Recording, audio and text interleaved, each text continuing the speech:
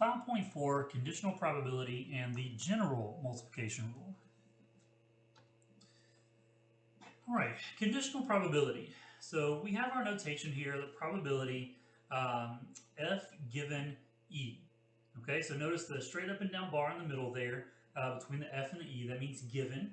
And so we read that as the probability of event F given event E with that. Okay, and so we know the event E has occurred, and so that affects their F. Okay. All right, so suppose a single die is rolled. What is the probability it comes up 3? Now we roll it a second time, and we know the outcome is an odd number. What is the probability it comes up 3? Okay, so our first roll here, we have 6 options. We know that the probability of rolling a 3 is 1 out of 6. But on our second roll, because it has to be odd, there are only the selections of 1, 3, and 5. So there are only 3 options there. So we know that we are trying to get a 3 given the outcome is odd. So that's 1 out of 3. Okay, and so it reduces our sample space. All right, and so here's our rule here for probability of F given E. We can look at it as the probability of E and F divided by the probability of E, or we can look at it as the number that is E and F divided by the number of E. Okay, so we always have those pieces. All right, so let's look at this table. So we're going back to that males and females, never married, married, widowed, divorced, separated. Now this time they actually added things up for us to make it a little bit easier for us. But we want to break down and answer some questions based on this table. All right, so compute the probability that a randomly selected individual has never married given they are male. Okay, so if we go back to this, we know that they are male. So we have to be looking at just this piece here with that. We don't care about anything else. And then we wanted to look at never married out of our total. So we're going to be looking at those 2 numbers there when we deal with this one. Okay? All right, and so when we break that down for our pieces, so the male and never married, we said was the 46. And then the total male was 126.9, and so that gives us a probability of 0.362. Okay, so being that they're never married, given they're male, our probability is 0.362. Now, what if we flip that? What is the probability that they are male given they are never married? Okay, so if we go back to that, we still have the 46 for the male and never married, but we're looking at just never married, which is 86.1. So let's go back to that table and see that. We can see it right over here to the side for those pieces, because that's what's given for our total amount there. Okay. And so we get 0.534 on that one. Okay, so what is the probability of selecting a male given they're never married is 53%. Okay, now they don't always give us the table. We've got to be able to look through some paragraphs here. So suppose that 12.7% of all births are preterm. Also, 0.22% of all births resulted in a preterm baby who weighed 8 pounds and 13 ounces or more. So what is the probability that a randomly selected baby anywhere weighs 8 pounds, 13 ounces or more, given that they are preterm? Okay, so we put it there. We have the 8 pounds, 13 ounces or more, and preterm, which is the 0.0022, and then the preterm, which is 0.1227, and we divide those and get 0.0173 for those. Okay, which is about 2% for those. Okay. All right, so the general multiplication rule. So if we kind of manipulate some things, the general multiplication rule states here that P of E and F, so the probability of E and F happening, equals the probability of E times the probability of F given E. So make sure you pay attention to the order of those letters when you're doing these problems, okay?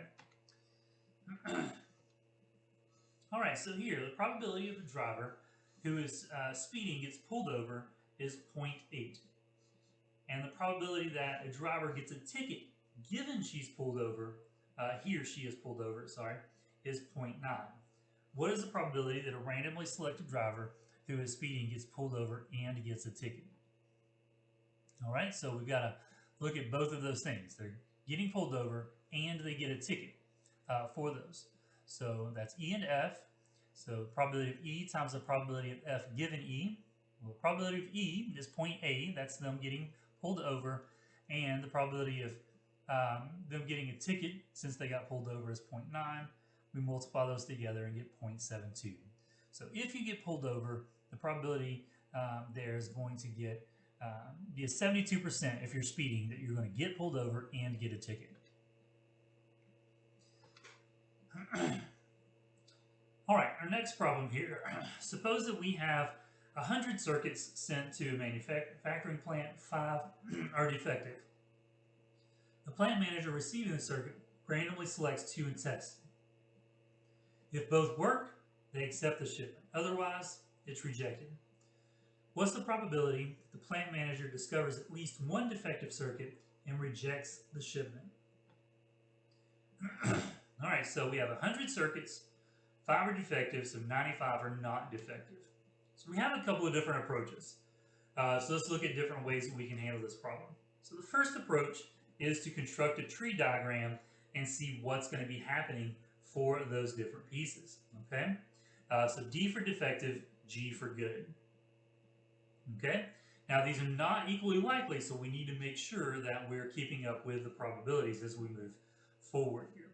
Okay, all right, so our first one here is we have our first circuit, and it can either be good or defective. Now the good is 95 out of 100, defective is 5 out of 100. So we have those pieces. Then we have our second circuit, and so those things can be broken down again into good and defective on those. Now you'll notice that the numbers this time are a little bit different. They didn't use 95 out of 100 because it's the second circuit. We've already selected one circuit there, so we need to subtract off one of the good ones. So 94 and 99. Now, however, the defective one stayed 5 out of 99 because the first one was a good circuit with those, okay? And so you have to pay attention to those pieces and be careful with them, all right? Now, we only need one to be defective, so if any one of these are true, then that's what we would be looking for there. So we would take these numbers and add them together to find our final answer, okay? And so that's what the slide here on the next one shows. Okay, and so the probability that the shipment will not be accepted would be 0.098. So about 10% chance there. Okay. All right, approach 2 is to look at it a little bit differently, and that's to use the kind of algebra way. Okay, so we're talking about at least 1 defective. So and an at least problem means we do 1 minus being none defective. All right. All right, and so that means that we need to break it down. We do 1 minus the first defective times the second not defective, giving the first is not defective. Okay? So 1 minus, well, if the first one's not defective, that's 95 out of 100. For the second one, because we've taken 1 away from those, we would do 94 out of 99. We do that multiplication and then subtract, and we still get the same result of 0.098. And so this would be probably a kind of a quicker, effective way if you can remember the formulas. Okay? But they get the same answer. All right. Here an example, in a study to determine preferences for self are more or less prevalent than preferences for others, researchers first asked individuals to identify the person who is most valuable and likable to you or your favorite other. Of the 1,519 individuals surveyed, 42 had chosen themselves as their favorite other. So if we select 1 out of that group, what is the probability he or she chose himself as their favorite other? So that's a pretty simple 42 out of the 1,599. Okay. Now, what if we chose 2 individuals Okay, so we need to break that down. And so notice there again, we just really subtracted one from those. We had taken a person out for the first one, and so we knew that that person had selected themselves. So that's why I went to 41 out of 15, 18 for those pieces. Okay. All right, now what if they were independent of each other? Then we would just multiply them together as they are. We wouldn't subtract one from that because independence means that they don't affect each other, the probabilities. And so they would stay the same probability there. Okay. All right, so if small random samples are taken from large populations without replacement, it's reasonable to assume independence.